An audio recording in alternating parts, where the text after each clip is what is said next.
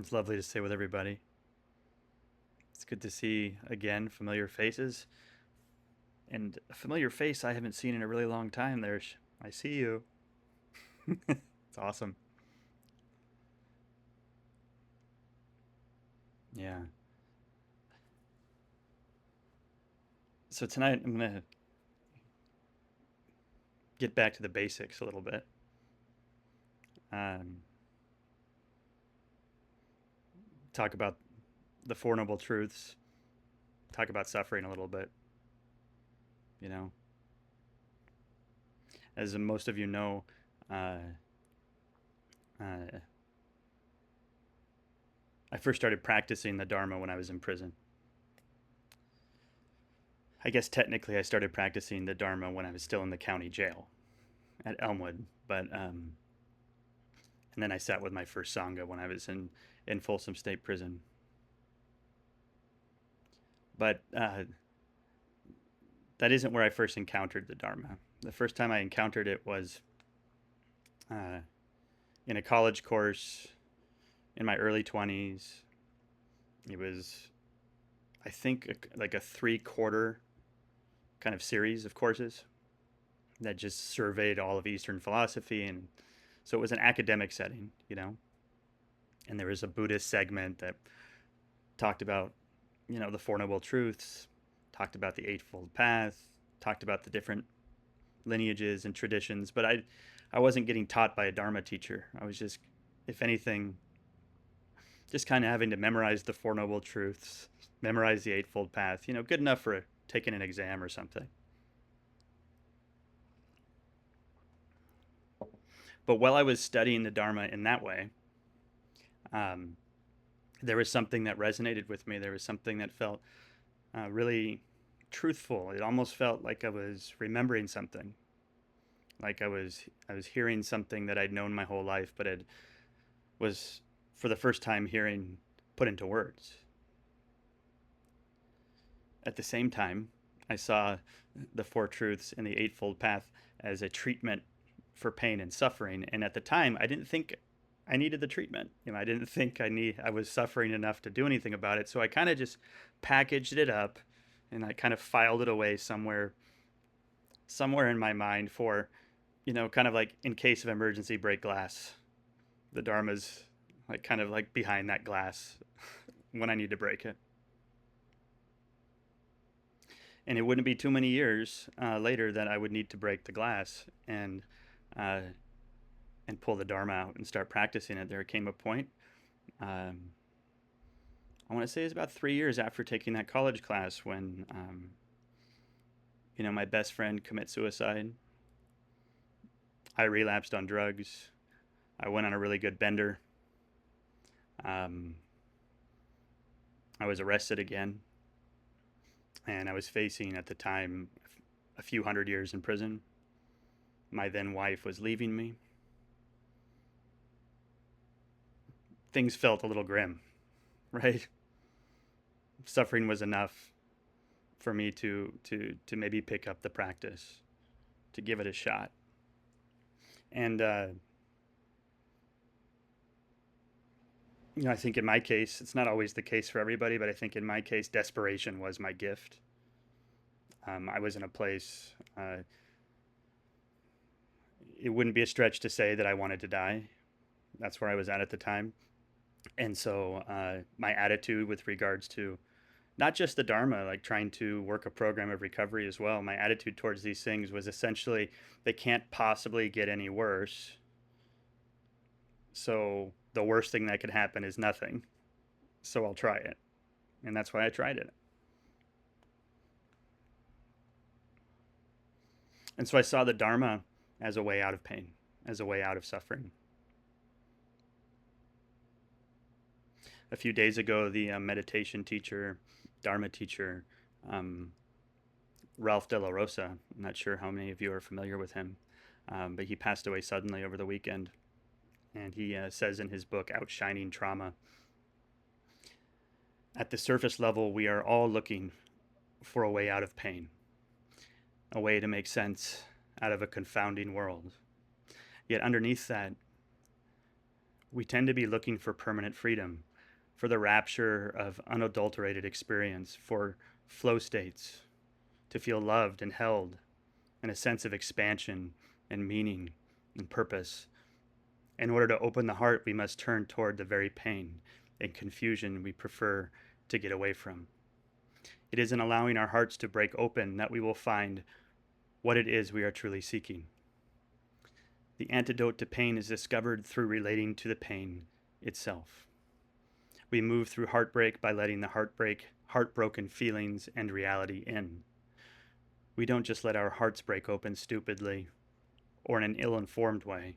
Rather, the magic is to place the pain, shame, and fear in the cradle of the open heart. In this way, what might start as a frustrating paradox can shake out to be quite good news. And this paradox, of course, that he's pointing towards is that the only way out of our pain is into it. The only way out of our suffering is into it. And as most of you know, the first noble truth is the truth of suffering. And I don't think very many of us came to practice because everything was fine, particularly those of us in convert communities. And so we picked up the practice because something wasn't working, right? And so our entry point, our gateway, kind of our raison d'etre, our reason for practicing is it hurt. Something hurt. And so we have this first truth, the first of four, the truth of suffering. Of course, the Buddha tells us that birth and aging and illness and death are all suffering. Not getting what we want, losing what we want, getting what we don't want. All this suffering, right?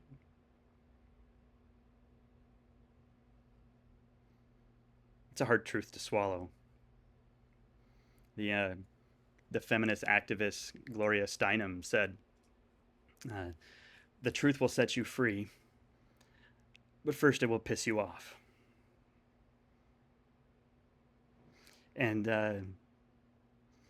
this word we're translating as dukkha, or excuse me, this word we're translating as suffering is dukkha, but sometimes we can, sometimes the word suffering feels a little bit dramatic for the full spectrum of what we mean when we talk about suffering, when we talk about dukkha. And so sometimes it's translated as unsatisfactory or stress. The word itself actually refers to a misaligned hole in a wheel. So that when you put the axle in the wheel and you try to ride in a cart, the ride is bumpy. So if you're riding, maybe I shouldn't say cart. We don't ride in carts very often. I could have said chariot. We don't do that either. But it could be a car or a train. The point is if the axle and the wheel aren't lined well, it's a bumpy ride. And so this first noble truth, if you want, could be the truth of the bumpy ride. And the whole spectrum of suffering is built in there. It's not just mayhem. It's not just loss and death and grief. It's traffic. It's impatience. It's adjusting our posture when we're meditating. It's the itch that we scratch that becomes another itch that we scratch that becomes another itch. These are all the subtle and greater forms of dukkha.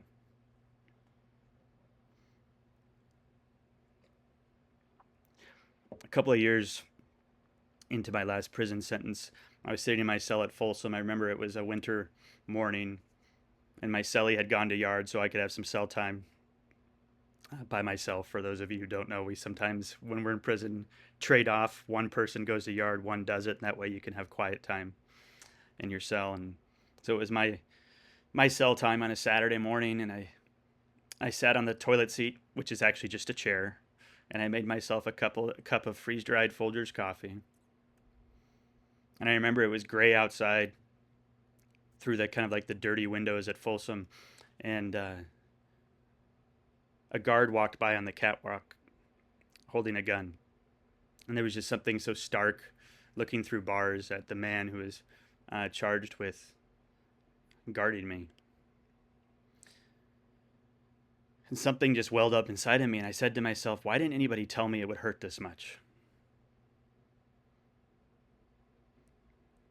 And what was happening for me is that even though I picked up the practice almost 2 years earlier, the First Noble Truth was still percolating for me. I was still fighting to a certain extent.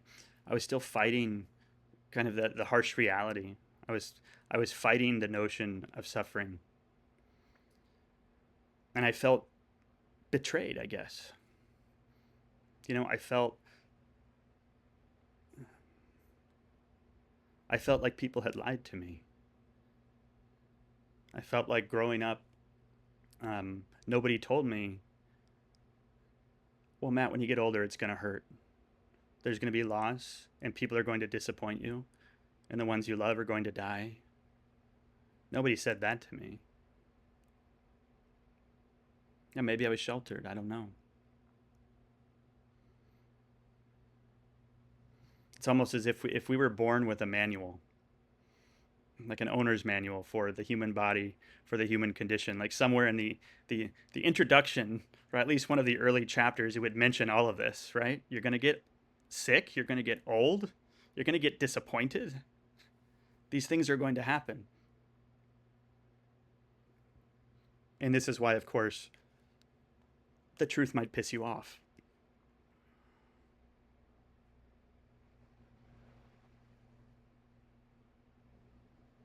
But there came a point in my practice when I started to realize that it was my stories about prison that were getting in the way. Not so much the prison itself, but I was suffering a great deal because I actually felt like I was supposed to suffer. I felt I had an identity around suffering.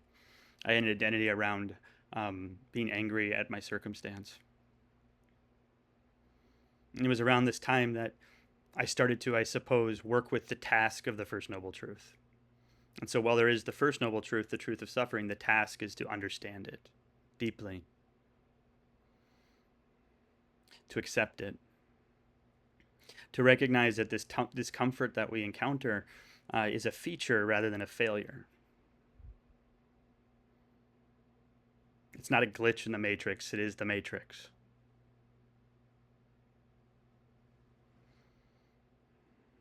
And as we practice and we sit on a cushion and we take it off the cushion and we meet our suffering with acceptance and we meet our suffering with a kind heart, we meet our suffering with non-judgment, not personalizing suffering, we might begin to start to tease apart the suffering that is inevitable, which we might want to call pain, and the suffering that is avoidable, which is what we do with it.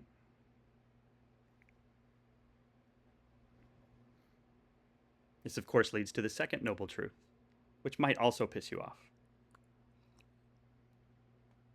And this is the origin of suffering. And the origin of suffering, according to this truth, according to the Buddha, and in my experience, is craving. And the word that's translated as craving is tanha, which also means thirst. And what this truth points towards, and I think it's built into the word thirst. You could almost think of it as hunger as well. We all know, and we know what thirst feels like. We know what hunger feels like, and we know like the desire to quench it. But then built into the quenching is the understanding that it will need to be re-quenched again. Just like I keep having to have these sips of water as I talk to you and my mouth gets a little bit dry. I keep having to re-quench, like the micro dukkha, the micro suffering in my mouth, right? So craving becomes this thing that we keep temporarily satisfying, temporarily quenching. And it just initiates a whole new phase of craving again until it reaches a tipping point of suffering, and then we quench it again, over and over again.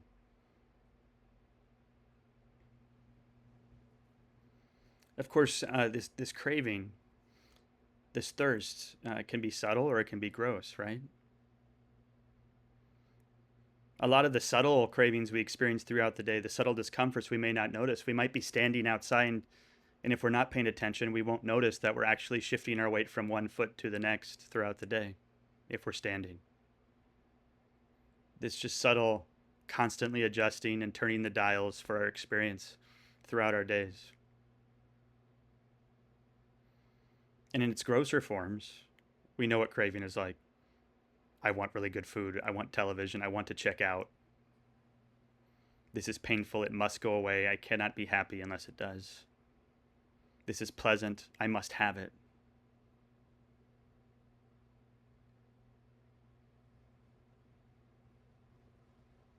And so as we've been working with suffering and kind of teasing apart the inevitable versus the avoidable, we might start to notice a relationship, particularly with the avoidable suffering and our craving. We might start to notice that a lot of our suffering comes as a very avoidable type of suffering. And this isn't to say that the pain in the leg doesn't happen. I'm just using that as an example. The pain in the leg when it goes to sleep while meditating. Of course, the pain happens. We likely won't die because of the pain, though. But I can tell you when I'm sitting in meditation and I've got that pain in my leg, the craving for it to go away, the wishing for it to go away, the desire for it to go away, and the struggle to either not do it or to just hope the meditation ends soon because I don't want to move, whatever the circumstance is, like that's the suffering that's avoidable. Can I let go of that craving?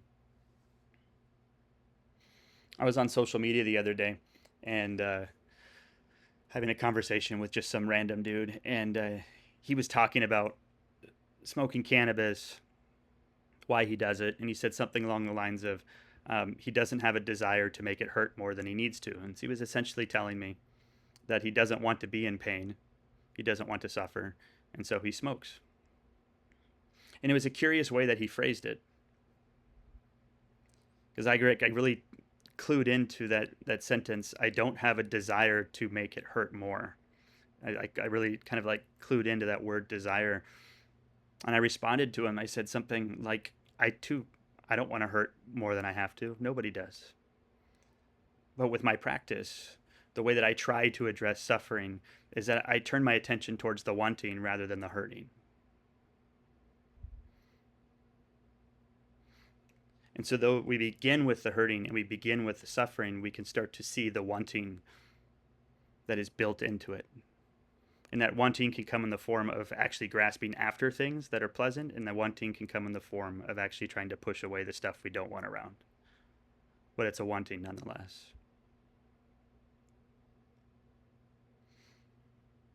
And so the Buddha talks about this craving as going after pleasant things. He talks about this craving as wanting to be something and be someone, and then wanting pain in unpleasant things to go away.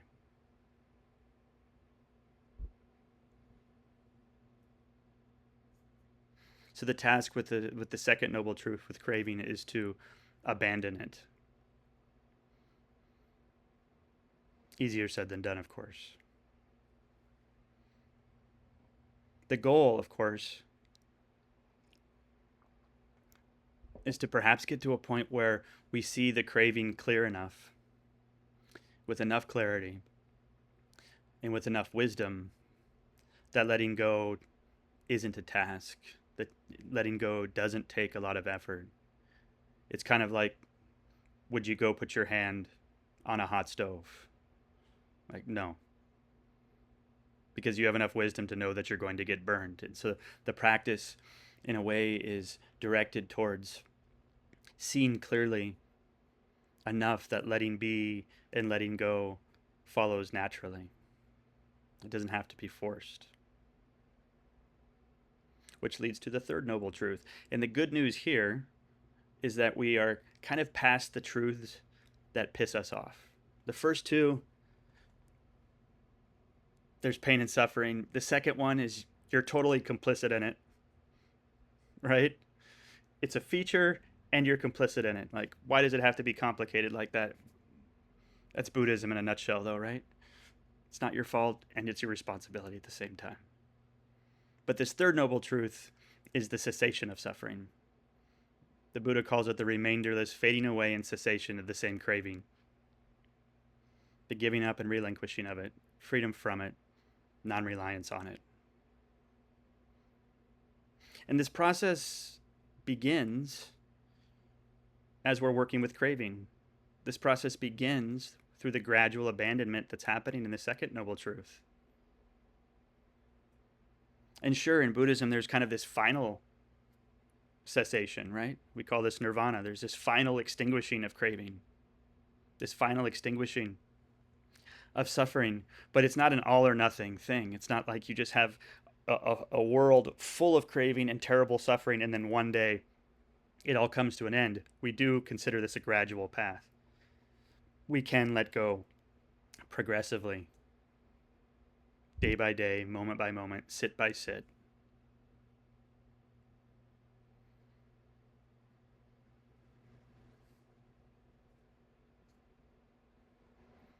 In an individual sit, we might experience an itch. We might experience some form of discomfort. And we look close enough at it that the craving and the wanting dissipates for a moment. And maybe it comes back a moment later, or maybe it doesn't. But in our practice, we can begin to see the freedom that arises, the joy that arises, the calm that arises in those moments when we've let go. Even if we pick it back up again a moment or minutes later, we can start to bring attention not just to the suffering, not just to the craving, but to the joy and the freedom in its absence. That's the good news.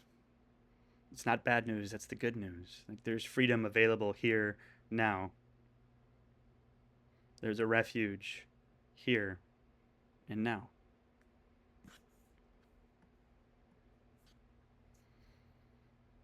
And so the fourth noble truth, here's how: the path. And so the fourth noble truth is essentially what we do to taste that freedom. And most of you are likely familiar with the Eightfold Path: right view, right intention, right speech, right action, right livelihood, right effort, right mindfulness, and right concentration.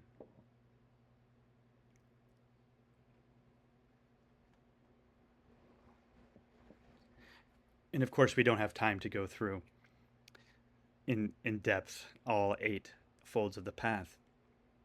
You could argue we don't have time to go through the Four Noble Truths tonight. I mean, you can spend your whole life on these things. But this Eightfold Path is often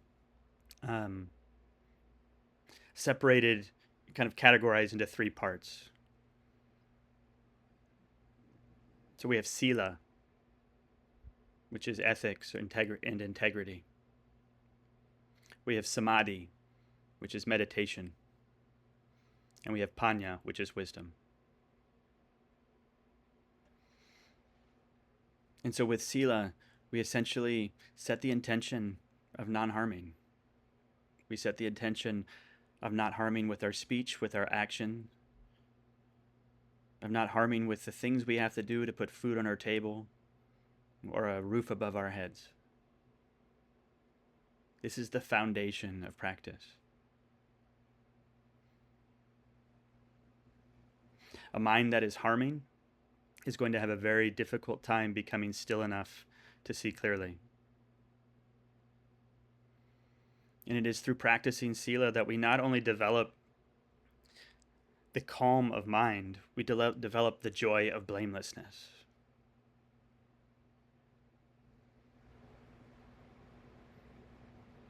And that calm mind and that joy together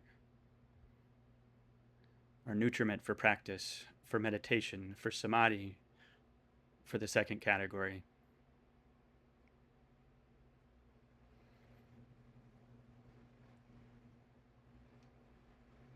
And with samadhi, we set the intention to cultivate wholesome states of mind and to avoid unwholesome states of mind. And with mindfulness and concentration, we begin to see more clearly essentially what we've been talking about tonight: suffering and its cause and its cessation. Just the whole of the path: suffering, its cause, and its cessation. And it is in cultivating and developing this meditation, the samadhi portion of the Eightfold Path, that we begin to experience the joy of tranquility.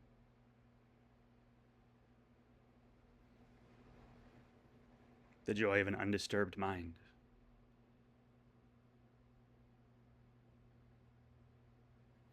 And so this joy of blamelessness and this joy of tranquility feed into the third portion of the Eightfold Path, panya, wisdom, which is right view and right intention. And wisdom is defined here as essentially seeing clearly, having practiced this meditation practice, mindfulness practice, concentration. The mind becomes still enough that we can see clearly the truth of suffering, the truth of its origin of suffering, and the truth of the cessation of suffering. And we get to taste the joy of insight and the joy of letting go.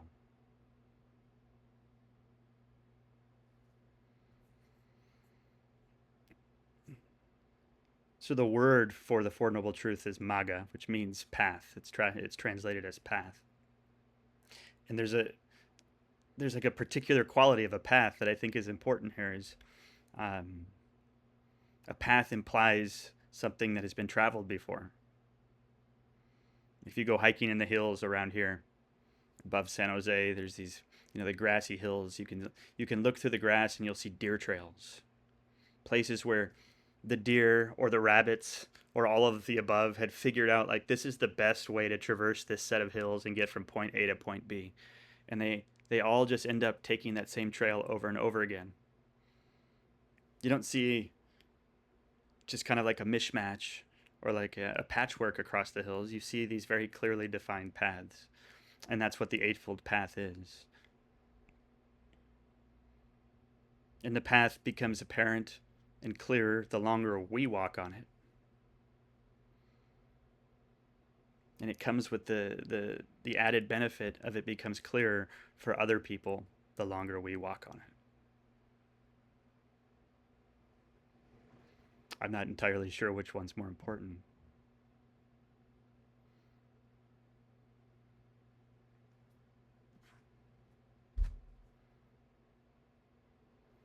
And so the hope with practice is that we might begin to recoil less from our suffering and become more curious. The hope with practice is that we might begin to see most of the forms of suffering we experience as really ways of the mind trying to keep us safe. And because the mind is trying to keep us safe, we can have compassion for it. But as a teacher once said, that I don't remember who said it, but I'm going to quote them anyhow. We are hardwired for survival, but we are not necessarily hardwired for happiness. And so we might have compassion for the mind that is trying to keep us safe and recognize that the mind may not be keeping us free and is certainly not keeping us happy.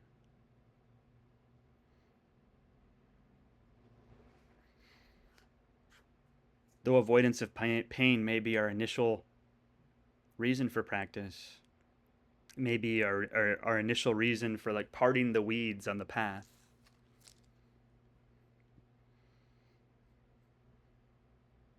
it ceases to be less about avoiding pain and more about investigating it.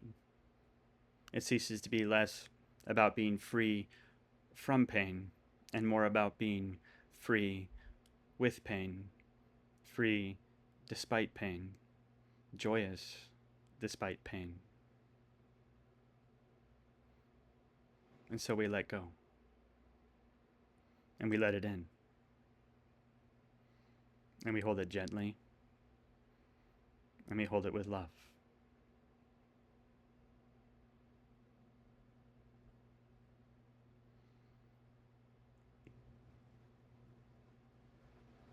And as the late Ralph de la Rosa said in one of his few last posts on Blue Sky, pain is sacred. Our troubles are what compel us to ask deeper questions. It is in tending to our measure of sorrow that we transform our lives. And because pain is sacred, we also cannot hold on to it. It is ours to work with for some time, but then it must be returned to the earth. I offer this for your consideration. Thank you.